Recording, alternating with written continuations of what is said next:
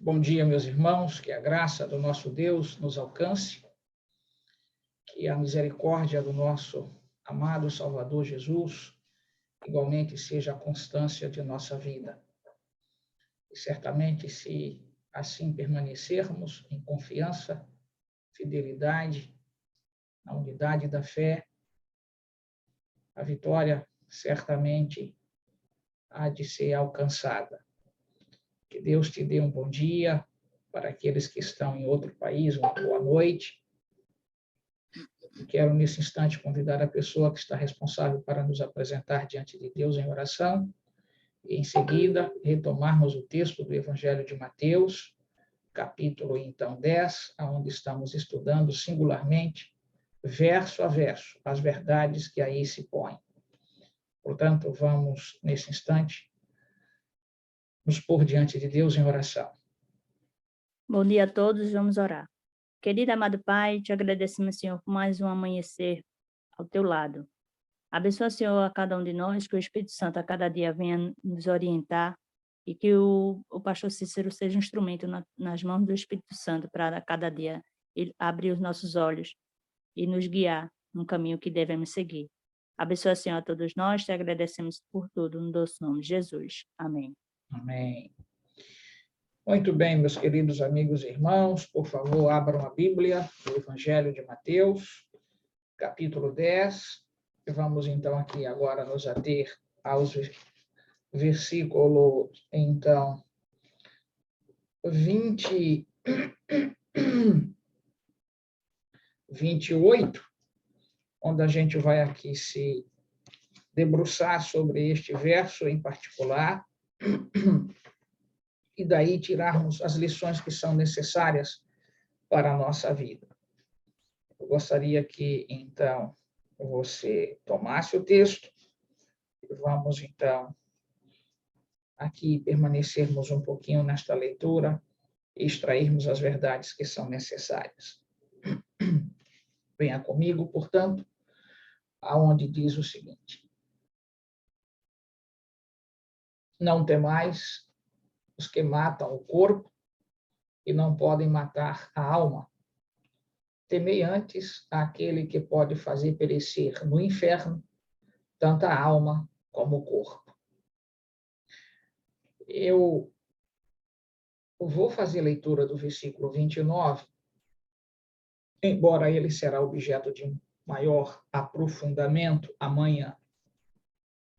Não se vendem 2 pardais por um asse? Essa é a pergunta de Jesus. E nenhum deles cairá em terra sem o consentimento de vosso Pai. Nesse texto, fica evidente que, então, a vida de todo ser, seja ele, portanto, seres racionais ou irracionais, estão sobre o olhar do Senhor.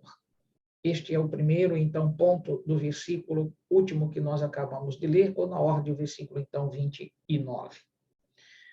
Mas há algo bastante solene para extrairmos do versículo 28. Este é um verso muito rico em informação. E nós, aqui, mais uma vez, precisamos nos debruçar. Primeiro, fazer uma recapitulação, eu diria, inteligente, daquilo que ouvimos ontem. É certo que precisamos nos lembrar que dessas verdades apresentadas, nós temos o primeiro mandamento, que aqui, então, Jesus colocou no aspecto, portanto, de mandamento, no sentido de ordem, é de que não deveríamos, então, viver uma vida cheia de temor, preocupados com o que iria, portanto, ocorrer em relação àquilo que se torna claro em razão do que o Evangelho, portanto, descortina e nos faz enxergar.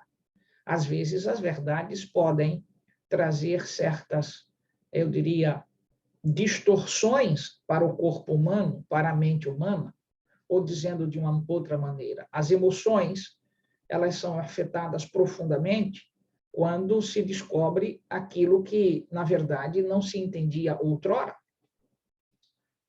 Quantas e quantas vezes nós somos impactados por verdades que descobrimos o que alguém, portanto, nos faz enxergar, e muitas vezes não é muito salutar, agradável saber das coisas como elas são. Por exemplo, embora isso não tenha a ver com pregação do Evangelho, mas apenas com o paralelo do impacto de saber das coisas, observe, quando nós somos, então, diagnosticados com uma doença terminal, a informação não nos é agradável, embora aquilo seja verdade em relação ao que está sendo dito.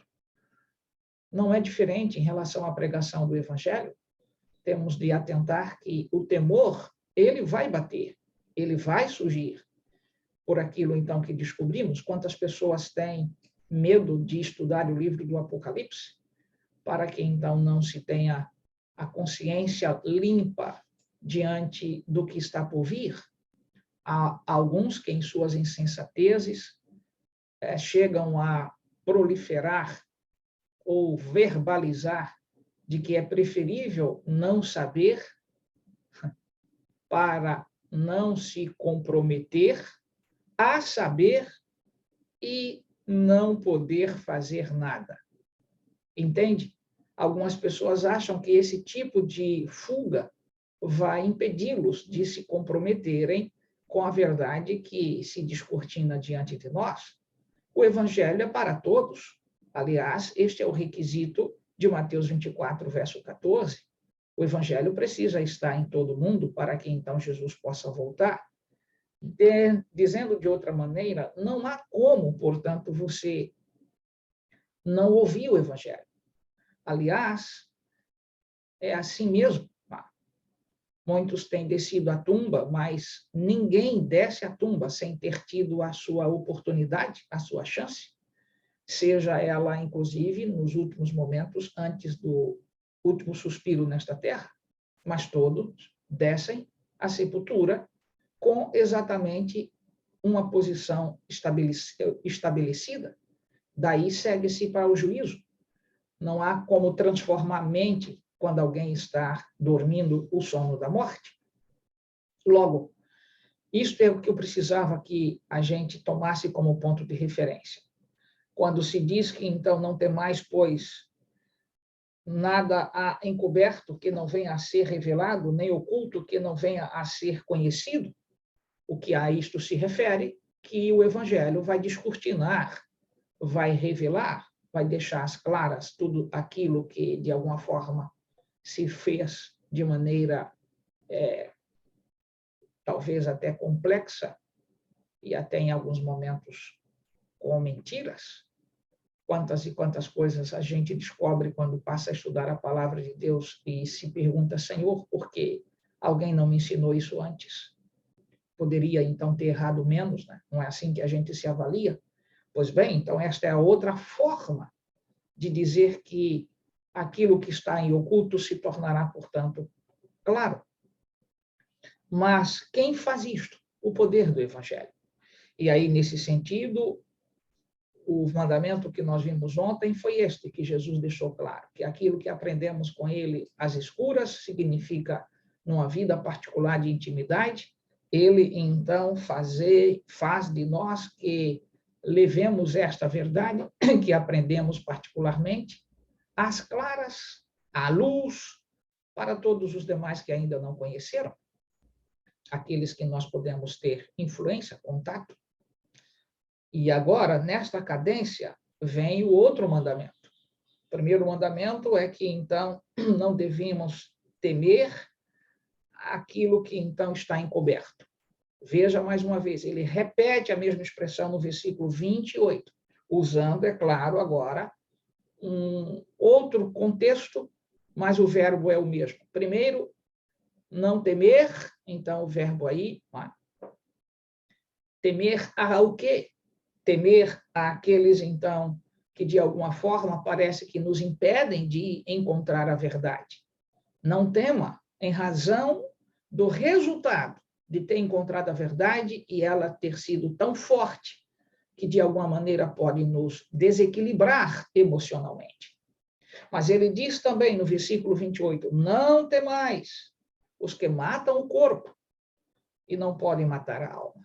A que Jesus se referiu ao dizer isto? Então, o primeiro mandamento, não temer aqueles, portanto, que ao descobrirem a verdade, esta verdade, então, ser tão forte que alguém possa, de alguma forma,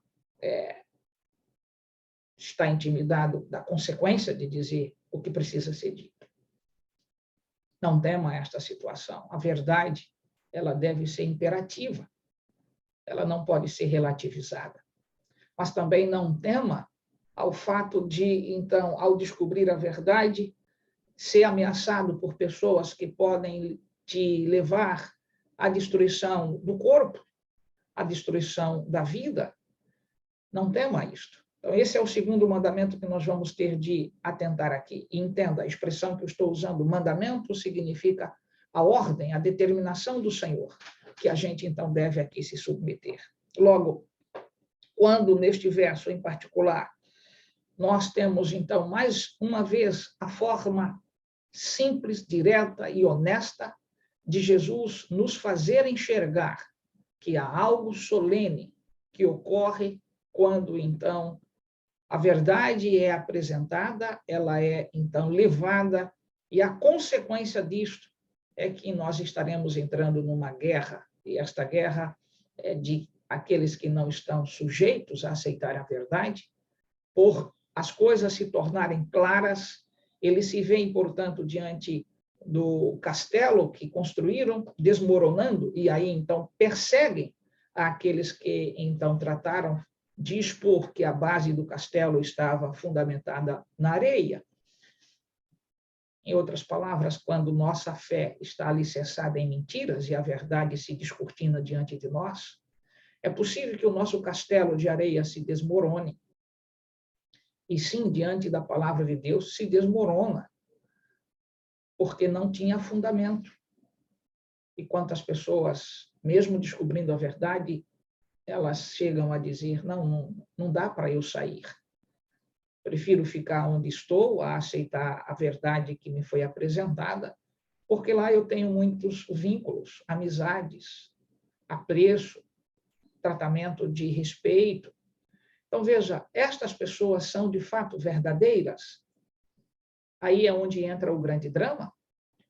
Elas estão temerosas diante das consequências que terão de assumir ao, agora, recepcionar a verdade que lhes foi posta. Então, neste ponto, precisamos analisar que todos os que, de fato, amam a Cristo Jesus, vamos padecer sofrimentos, porque não podemos esquecer do mandamento, onde ele disse que, assim como trataram o dono da casa como sendo, portanto, alimentado pelo chefe dos demônios, como tratarão, então, os seus domésticos? De igual modo, não é assim? Então, temos cruz a carregar. A minha, a tua, e em razão de quê? Da verdade que defendemos. E este é um ponto aqui que eu preciso, no verso 28, alargar para a sua mente. A expressão que se põe aqui, venha comigo, né? Não temais os que matam o corpo e não podem matar a alma. Precisamos entender esta aparente dualidade entre corpo e alma, como se nós, seres humanos, estivéssemos, portanto, eu diria, em uma espécie de composto, né? Em três partes, o corpo, a alma e o espírito, como muitos, então, põem que, na verdade, o que a gente chama a contextura do ser humano seria tripartite, como se nós tivéssemos, então, três conteúdos. Conteúdo, então, da matéria, o corpo em si, a alma como sendo uma entidade que foi posta a fim de que, portanto, nesse aspecto, algo se desvincula do corpo, e aí, então, um outro nível que seria aquilo que se desvincula da própria alma, o espírito. Bem, nós não temos essa fundamentação bíblica para essas exposições. Na verdade, vou te mostrar nesta manhã como é fácil compreender essas coisas, desde que, então, nos permitamos que a verdade que nos foi apresentada em oculto, ao revelar-se, nós, então, não tenhamos medo de ensinar também para aqueles que estão ao nosso redor. você compreende? Aprendemos as ocultas, foi-nos, então, apresentado cochichada aos ouvidos pelo Espírito de Deus, esse é o sentido que está no verso, portanto, anterior, e agora precisamos, então, levar para aqueles que não conhecem. Então, primeiro, lembrar de alguns detalhes. Quando você tem palavras na Bíblia que você acha que as compreende, ou de alguma maneira, em algum instante, ela parece dar uma dificuldade de apreensão, de compreensão, conselho, procure verificar todas as vezes que essa palavra aparece e em que contextos ela aparece, a fim de que, então, você possa apreender o sentido dela. Uma das expressões, portanto, na Bíblia, que tem diversas nuances, sentidos, significados, é a palavra alma. A primeira vez que ela aparece está no Antigo Testamento, no livro do Gênesis, quando ali aparece a expressão, portanto, quando o Senhor forma o homem, você sabe exatamente que, então, o Senhor forma do pó, da terra, tece aí, este fica, portanto, como que um ser com todo o contexto corporal, mas lhe falta, portanto, vida. E a vida é dada da seguinte maneira: o Senhor, então, põe naquela matéria inerte algo que é vital. E isso se chama, portanto, fôlego de vida, a expressão, portanto, ruach, em hebraico. Essa expressão, somada, portanto, com o corpo, observa o que acontece. Gênesis, então, 2 chega a dizer que o homem passa a ser, e aí vem a expressão alma vivente. A expressão ali é a primeira vez que a palavra aparece na Bíblia.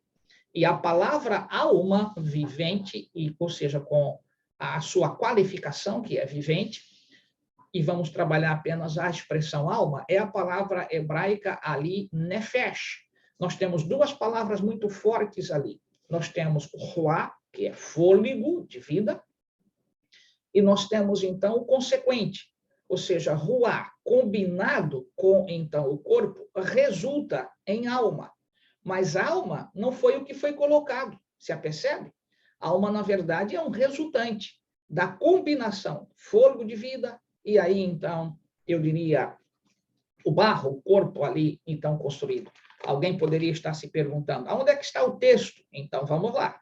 Eu sei que esse é um estudo bastante simples, você não precisa ficar em dificuldade com isso. Veja, Gênesis capítulo 2, verso 7, diz assim: então formou o Senhor Deus ao homem do pó da terra, e observe, e lhe soprou nas narinas o fôlego de vida, e qual é o resultante? E o homem passou a ser alma vivente.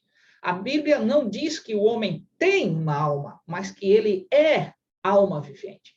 Então, eu estou falando aqui para diversas almas que estão aqui comigo, porque somos alma vivente. Então, por fim, combine nefesh, como sendo a expressão em hebraico para alma, e agora vamos para o Novo Testamento. Qual é a palavra que se põe aqui em Mateus, capítulo 10, verso 28, quando o Senhor, então, nos diz aqueles que podem matar o corpo e a alma, ou seja, a destruição da matéria, que volta a seu estado comum, como que era antes de tomar forma, pó, barro. E agora veja a expressão alma. A que o Senhor se refere? Então, vamos atentar. Primeiro, fazer uma síntese inteligente. Qual é o que a gente, portanto, chama de contextura do ser humano? A contextura do ser humano é assim: barro, fôlego de vida, resultante, alma vivente.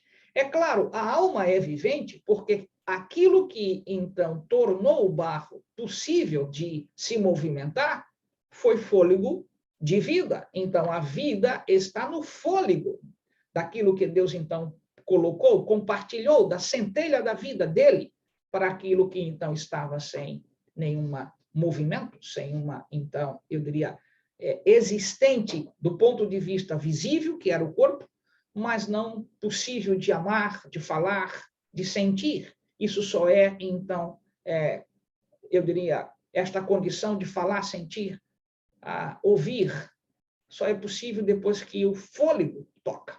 E aí, então, nós temos a alma vivente. Então, alma não é o que o homem tem, é o que o homem é.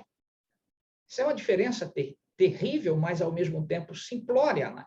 A gente pode compreender isso com as expressões. Gênesis não usa o verbo ter, usa o verbo ser. Nós somos alma vivente, nós não temos uma alma.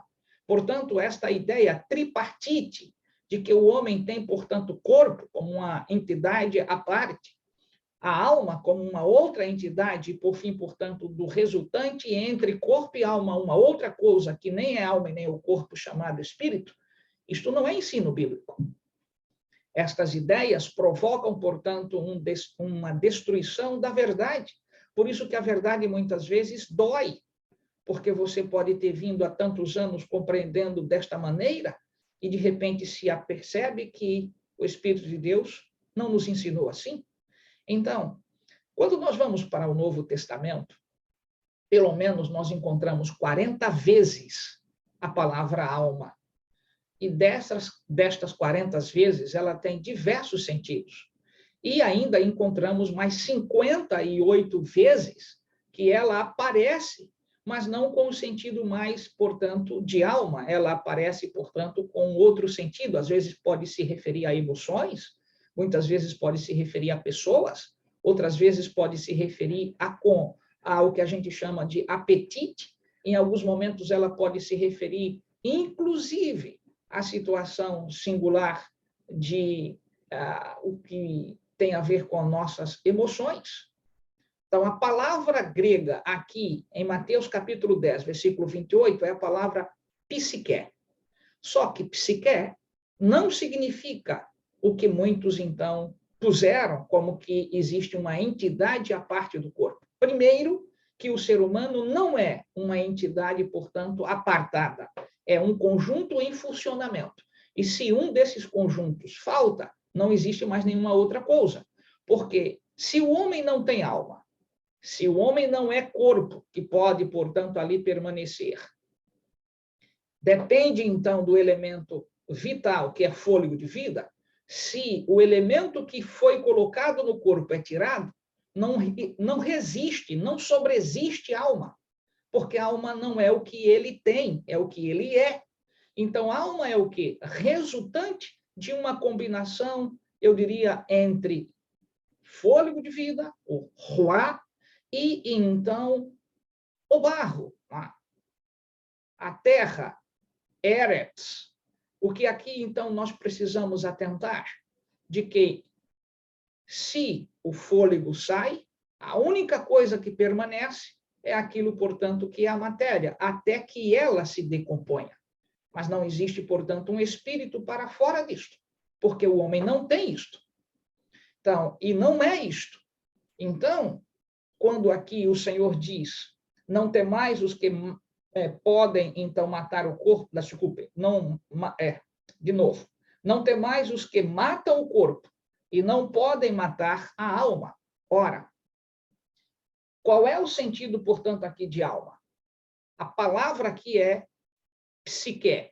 Venha a Mateus capítulo 2, versículo, portanto, 20, por favor. Mateus 2, verso 20. Veja, a mesma palavra, ela aparece em Mateus 2, verso 20. Veja qual é o sentido que foi dado aqui. Mateus 2, verso 20, venha comigo, diz assim: Dispõe-te, toma o menino e sua mãe, e vai para a terra de Israel, porque já morreram os que tentaram contra a vida.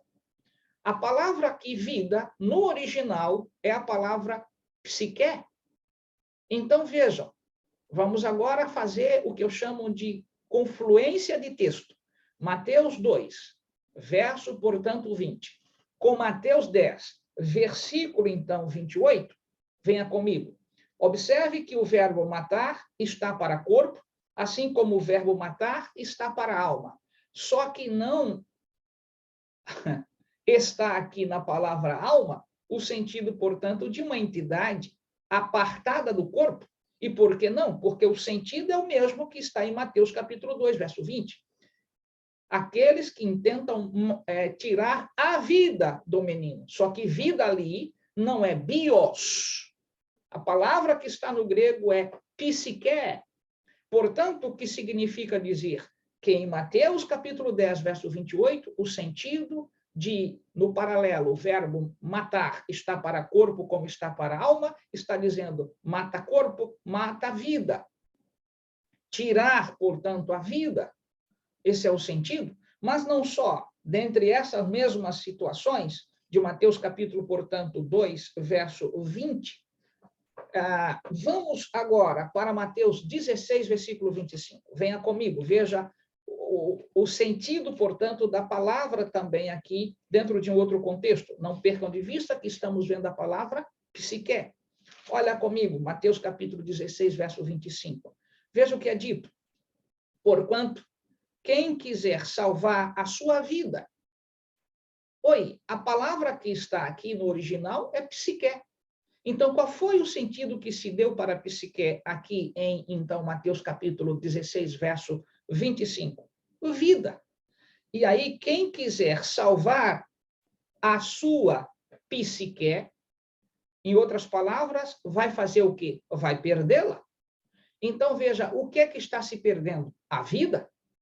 Portanto, Mateus 10, verso 28, o sentido é de que, na verdade, aqueles que, então, estão temerosos de que o corpo pode sofrer as consequências, e a alma como sendo aqui algo desassossegado, eu diria apartado, posto, portanto, em outra direção do corpo, não é o que está sendo ensinado, porque não é o ensino bíblico, o sentido de que o ser humano tenha alma, de que o ser humano, portanto, tenha espírito. Na verdade, as expressões, embora elas apareçam no Novo Testamento, é preciso estudar com segurança a partir de um princípio.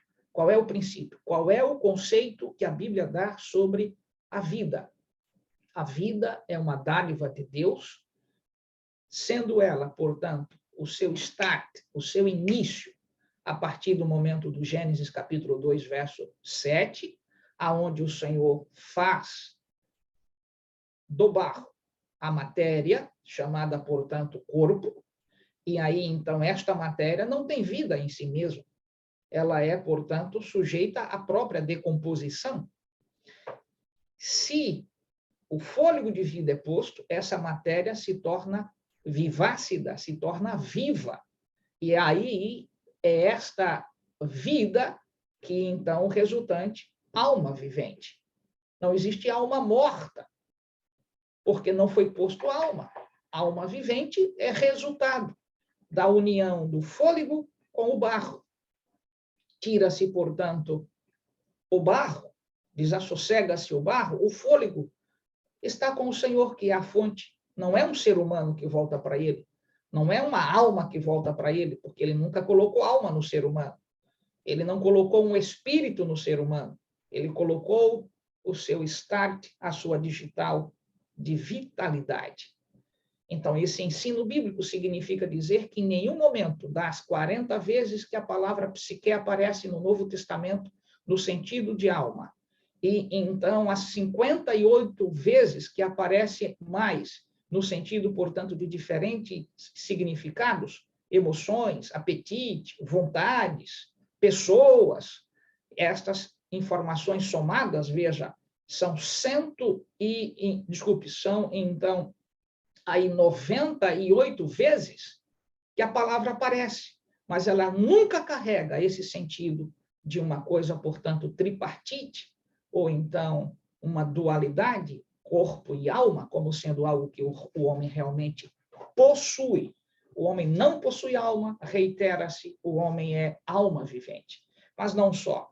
Mateus, então, 16, verso 25, nos dá esse sentido. Agora, se nós avançarmos um pouquinho mais, quando a gente, então, faz esta combinação, veja, por exemplo, o que acontece no texto de Atos, capítulo 7, verso 14. Veja um outro sentido para a palavra psique.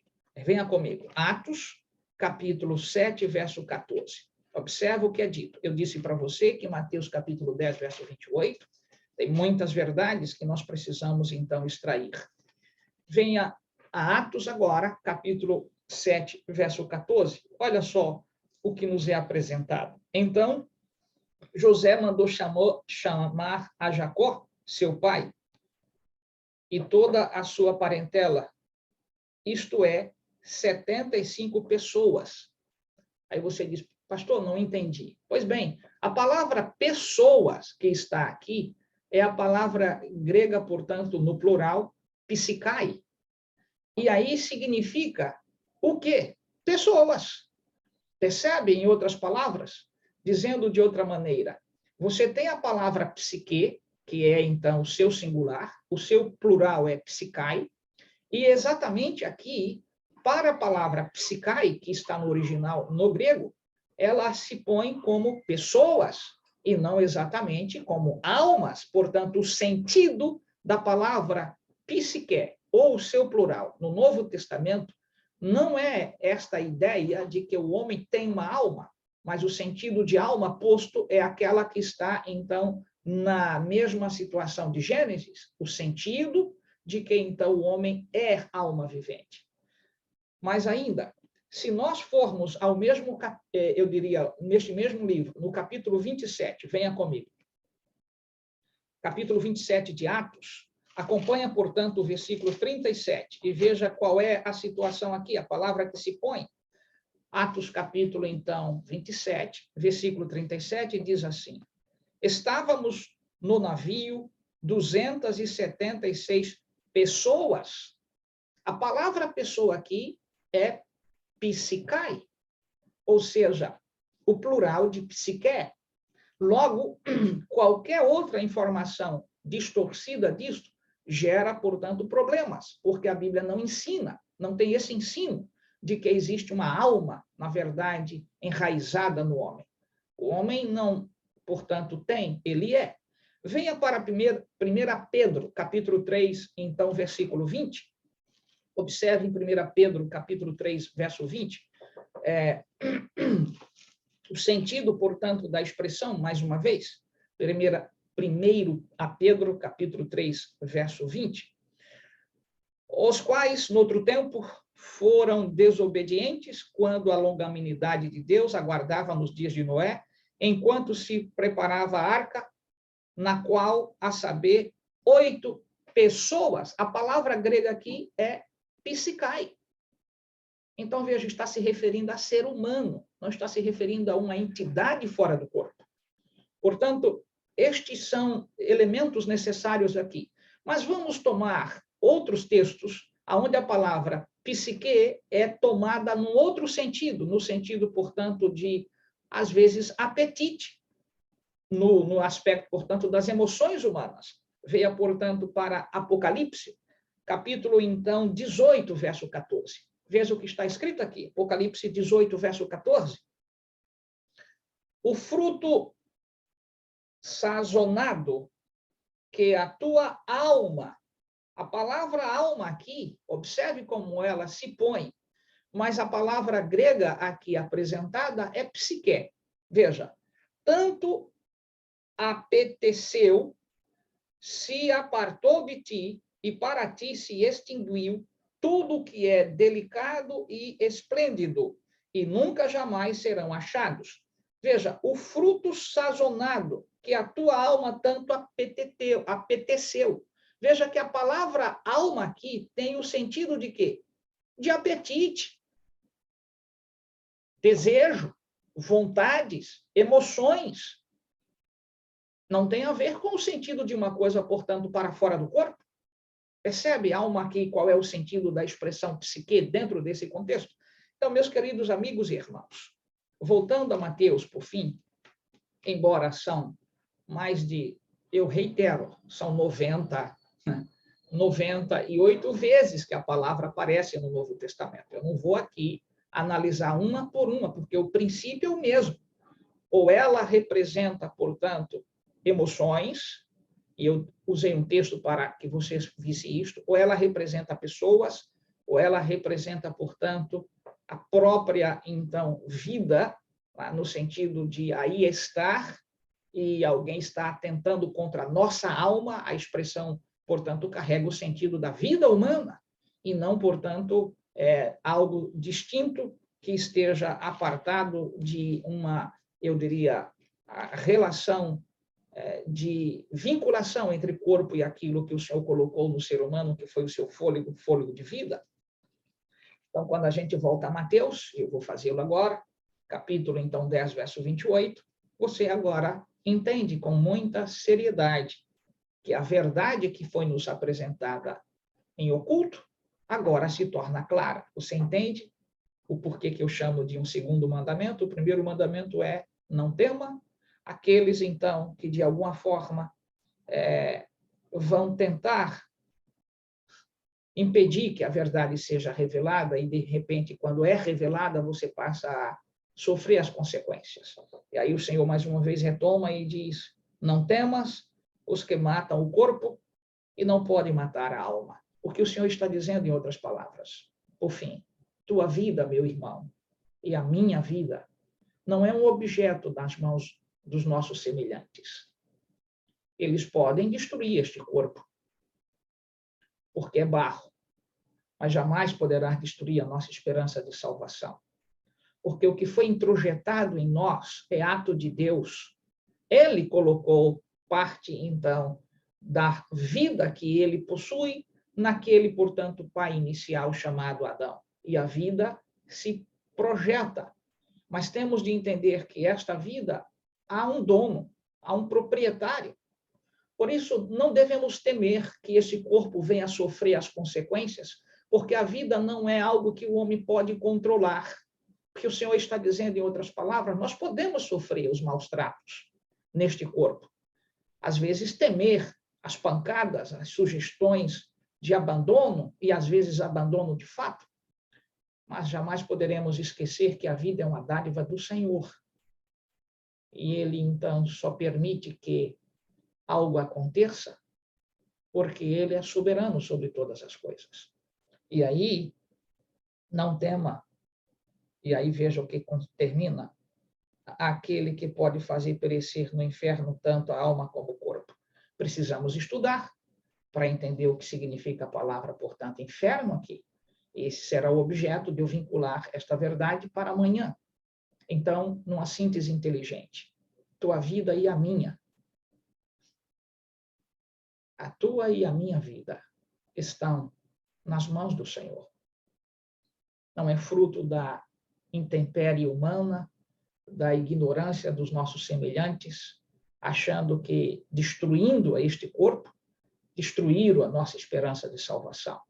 Porque o que está introjetado em nossa mente, o homem não pode invadir, porque esta alma vivente que somos nós, esta verdade, ela permanece cravada na nossa memória.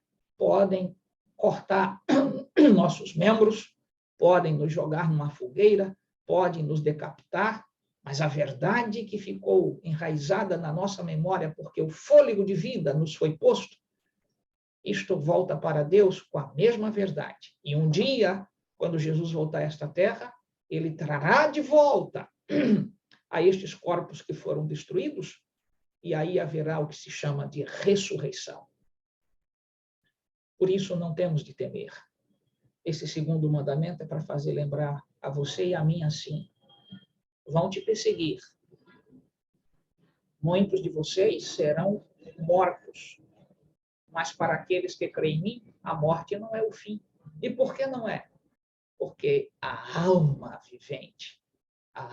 vivente aceitou o sacrifício de Jesus e, consequentemente, estará viva quando Jesus retorna, e não que exista uma entidade vivendo com o Senhor nos céus. Isto não é o que ocorre no ensino bíblico.